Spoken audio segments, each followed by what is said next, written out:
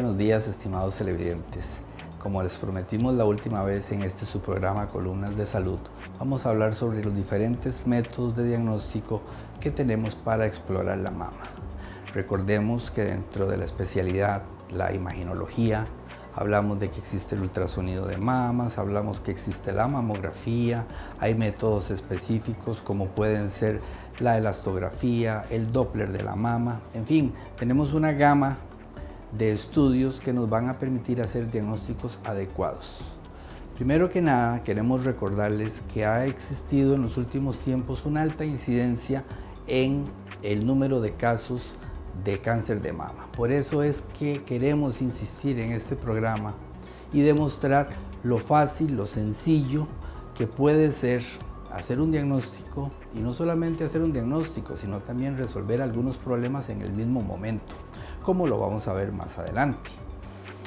Básicamente nos interesa hablar primero de cómo está conformada la mama. Podemos observar en este cuadro que la mama la dividimos en cuadrantes. Tenemos cuadrantes superiores, cuadrantes inferiores, externos e internos. De esa forma, cuando nosotros podemos observar una mamografía, vamos a observar también los diferentes cuadrantes y de esa manera podemos, durante un reporte médico, determinar en qué parte de la mama se encuentra una lesión. Hay dos tipos de mamografías: la mamografía convencional, como esta que tenemos acá, y la mamografía digital. Como ustedes pueden observar, la diferencia de nitidez entre ambas es bastante. Por eso nos vamos a abocar principalmente a hablar sobre la mamografía digital. En el caso son diferentes pacientes con diferentes patologías, todas. Podemos observar desde la composición de la mama, como en el caso de esta, en donde la mayoría del tejido es muy oscuro o negrito. Eso implica que hay bastante grasa dentro de la mama y hay poquito tejido glandular residual. Vemos que hay unos llamativos puntos blancos. Bueno, si bien estos puntos no son normales, tampoco son malignos. ¿Por qué? Porque existen las calcificaciones que son típicamente benignas. Las calcificaciones que la gente conoce como calcificaciones malignas es como si nosotros esparciéramos unos granitos de sal encima de la imagen. Esa es la forma característica de las calcificaciones malignas. También podemos observar las lesiones circunscritas, como esta, en donde sus contornos son lisos, bien definidos. Esto nos hace sugerir a nosotros que la lesión que estamos observando en este momento es completamente benigna. Lo que sí no podemos saber es si esta lesión es sólida o es líquida. Por esa razón, cuando se hace una mamografía, es que debemos hacer también un ultrasonido posterior a la realización de la mamografía. En ese momento nosotros vamos a poder determinar las características de esta lesión. Podemos utilizar métodos dentro del mismo ultrasonido, como son el Doppler, que es un estudio mediante el cual podemos determinar si existe o no vascularidad dentro de esta lesión. ¿Por qué? Esto es muy importante debido a que las lesiones malignas son altamente vascularizadas, quiere decir que tienen un aporte muy rico de sangre dentro de sí, lo que hace que tengan un crecimiento muy rápido. Las lesiones que son benignas usualmente son muy pobremente vascularizadas, lo cual solamente lo podemos determinar mediante el uso del Doppler. Existen otros métodos, como pueden ser también el uso de la elastografía, método mediante el cual se mide la elasticidad de la lesión a la hora de comprimir durante el procedimiento. Nos va a aparecer una escala de colores y además una escala numérica. Eso nos va a permitir determinar con un porcentaje muy alto la posibilidad de que esta lesión sea benigna o no. Si existen cambios sugestivos de que esa lesión por elastografía sea maligna, pues pasamos al siguiente paso, que sería realizar una biopsia. Hay varios tipos de biopsias. Existe lo que se conoce como BAF. Las siglas quieren decir biopsia por aspiración con aguja fina. También existe la biopsia incisional, en donde quitamos un pedacito de la lesión abriendo la piel. Y existe la biopsia excisional, en donde se saca toda la lesión, por ejemplo esto, si fuera sólido, y lo mandamos al laboratorio de patología. Existen diferentes estadios para el cáncer de mama. Esto es algo que en realidad no es competencia tanto del radiólogo para explicárselo a su paciente, por lo tanto no ahondaremos en esto.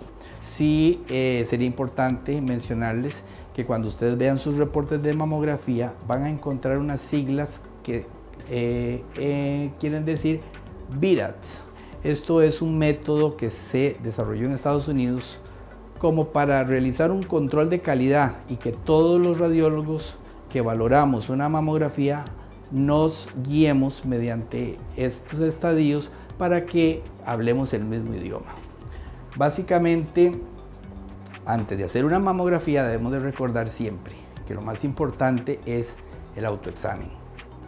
Ya sea la mujer durante el baño, en forma circular, siguiendo las manecillas del reloj, debe palparse suavemente toda la mama en busca de bultos o anormalidades. Es importante recordar que este estudio se debe de realizar preferiblemente siempre en la misma fecha del ciclo.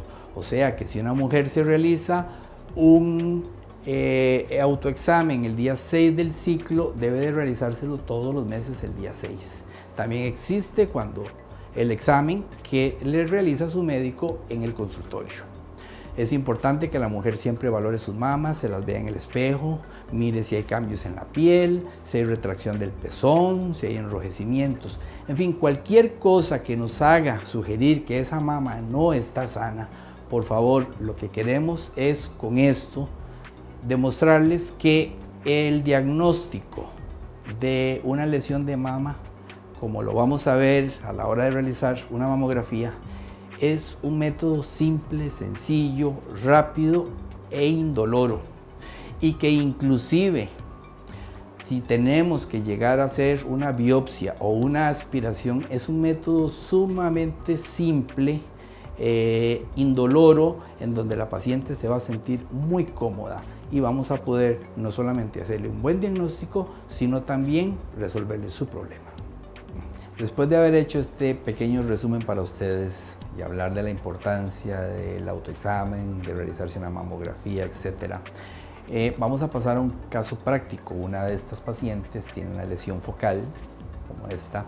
Vamos a valorar mediante el ultrasonido si esa lesión es sólida o no es sólida, sus características con Doppler, con elastografía, y en caso de que la lesión sea líquida, vamos a proceder a aspirarle su contenido para mandarlo al laboratorio y de esta forma no solamente hacer que desaparezca la lesión, sino también obtener un diagnóstico definitivo de cuál es la etiología de esta imagen.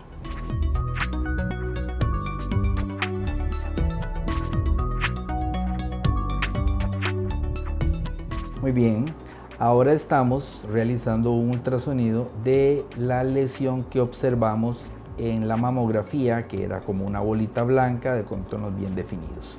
Podemos delimitar perfectamente la zona que vimos en la mamografía y vemos que es completamente negro. Eso en ultrasonido significa que es de contenido líquido. Para lo que podemos también utilizar lo que se conoce como Doppler.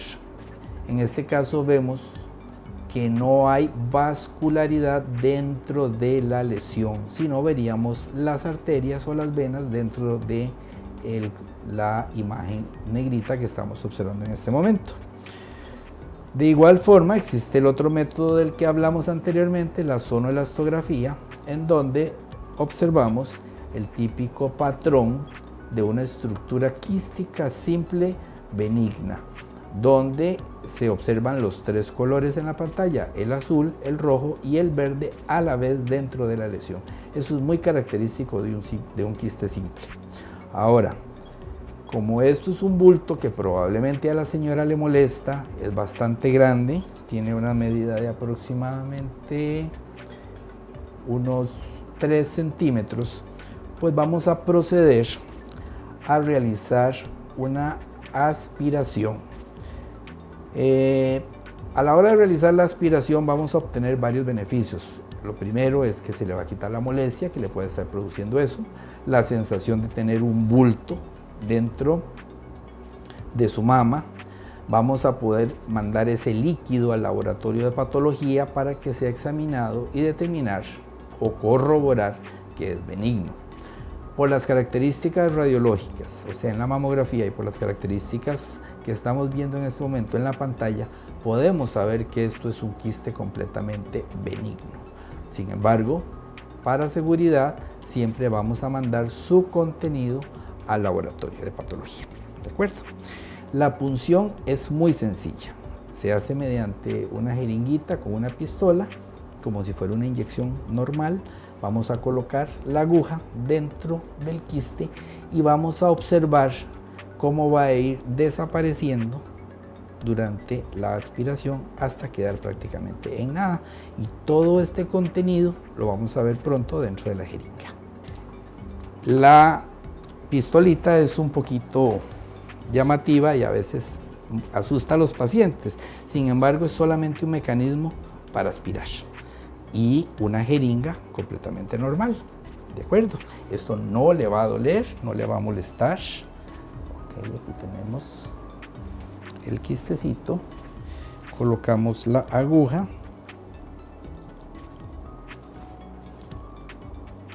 una punzadita y vamos a empezar a aspirar la lesión. Ahí vemos cómo jala la pared posterior del quiste y vemos cómo este lentamente empieza a desaparecer por completo. Vemos cómo se va deshaciendo completamente una lesión que probablemente durante tiempo ha sido un poquito molesta. Ahí se ve el efecto de la aguja dentro de las paredes del quiste, el cual prácticamente ya está colapsado. No siempre van a desaparecer por completo, obviamente van a quedar algunas gotitas, un par de cc, pero básicamente eso es todo el procedimiento. ¿Sintió usted alguna molestia? Ok. Puede usted observar el líquido que estaba dentro de su quiste. Ya usted la pelotita que sentía ya no la tiene. Y ahora con esto lo mandamos al laboratorio y el patólogo nos va a poder decir que esto es un contenido completamente benigno. Hagamos la salvedad de que este color de líquido es muy característico, es muy sugestivo siempre de un quiste benigno. Cuando son malignos usualmente tienen un poquito de sangre, son más oscuros, es otro tipo de contenido líquido. Que tampoco necesariamente, si alguna paciente se hace una aspiración y ve que el contenido de esta jeringa es oscuro o negro, tampoco quiere decir que es un cáncer. O sea, simplemente hacemos la salvedad de que es más frecuente este tipo de coloración en el quiste simple que en los quistes malignos.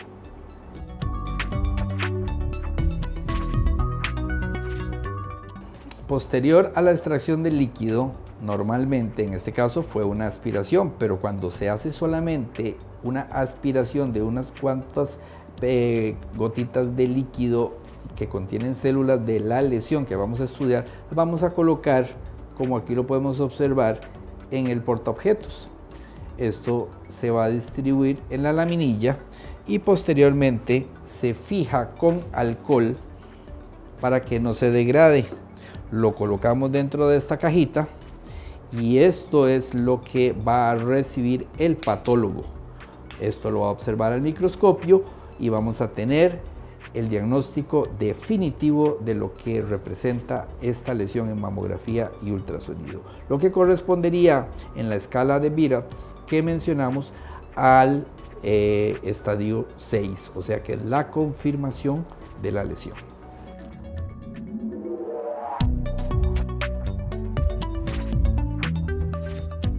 Estimados televidentes, por el día de hoy es todo. Gracias por habernos recibido en sus hogares en su programa Columnas de Salud.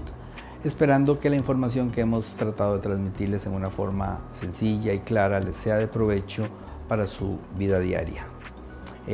No queda más que anunciarles que la próxima vez estaremos tratando un tema bastante interesante, que es el uso de la tomografía axial computarizada, o mejor conocida como TAC. Por hoy sería todo. Que Dios bendiga sus hogares.